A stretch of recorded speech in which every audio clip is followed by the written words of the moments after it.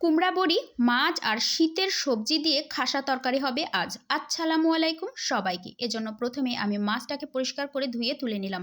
তারপরে লবণ নুন হলুদ দিয়ে মাছটাকে ভালো করে মাখাতে হবে। আজকে প্রথম দিনে আমি মাথাটা নিয়ে নিয়েছি, মাথাটা ফ্রিজে রাখবো না। ফ্রিজে রাখলে মাথাটা আজ খাবো কাল খাবো করে মাথা খাওয়া নিয়ে খুব বিরক্ত হয়ে যাই।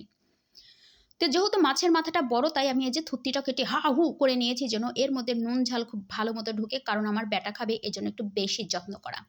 তারপরে মাছটা মেখে রেখে দিলাম। আজকে আপুদের মতো একটু তুড়ি বেড়ে তরকারি কাটার চেষ্টা করব, দেখি। হলো না, আর একবার। আহারে লাস্ট। যাই হোক, আমি তরকারি কেটে ফেলেছি, আপনারা বুঝে গেছেন যে আমি খুব ভালো পারি না।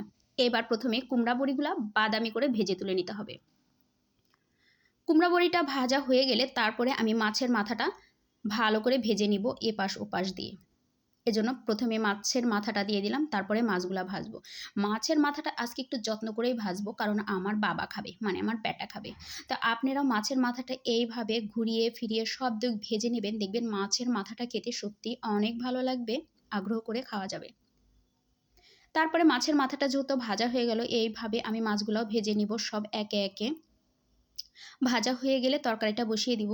তো আজকে যেহেতু মাছের মাথাটা ছেলেকে খেতে দিব, তাই আজকে ভাত একটু কম দিতে হবে। তো তরকারিটা আমি তেলের মধ্যে সবজিগুলো ঢেলে দিয়েছি সবসময় যেমন দিই তেমন। তো নুন হলুদ মরিচ দিতে ভুলে গেছি, মানে ভুলে যাই নাই, ওটা মোবাইল ভুলে গেছে, এটা মোবাইলের ভুল।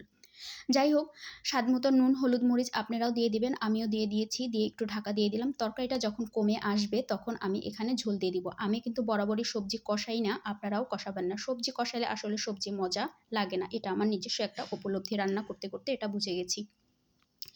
বিদেশিরাও কিন্তু আসলে কষাই না, ওনারাও দেখি এইভাবে হুটহাট করে রান্না করে ফেলে। এই খাবারটা খেতে কিন্তু আসলে মজা হয়, সবজি কষালে এর গুণাগুণও অনেক নষ্ট হয়ে যায়। এই তো আমার তরকারি যেহেতু বলক উঠে গেছে, এই পর্যায়ে আমি প্রথমেই মাছের মাথাটা দিব।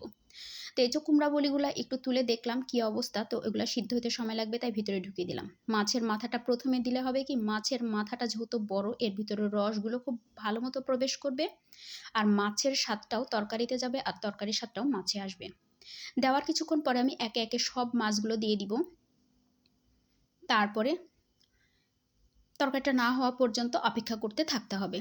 যখন তরকারিটা মোটামুটি হয়ে আসবে, শীতের খাসা তরকারি মানেই তো বুঝতে পারছেন, ধনেপাতা না দিলে চলবেই না। তো এই তো আমার তরকারিটা মোটামুটি হয়ে আসছে, আমি এই পর্যায়ে ধনেপাতা দিয়ে দিব। ধনেপাতা দিয়ে একটু নাড়াচাড়া করে ঢেকে দিয়ে নামিয়ে ফেলবো। আজকের তরকারিটা আমার এই পর্যন্তই।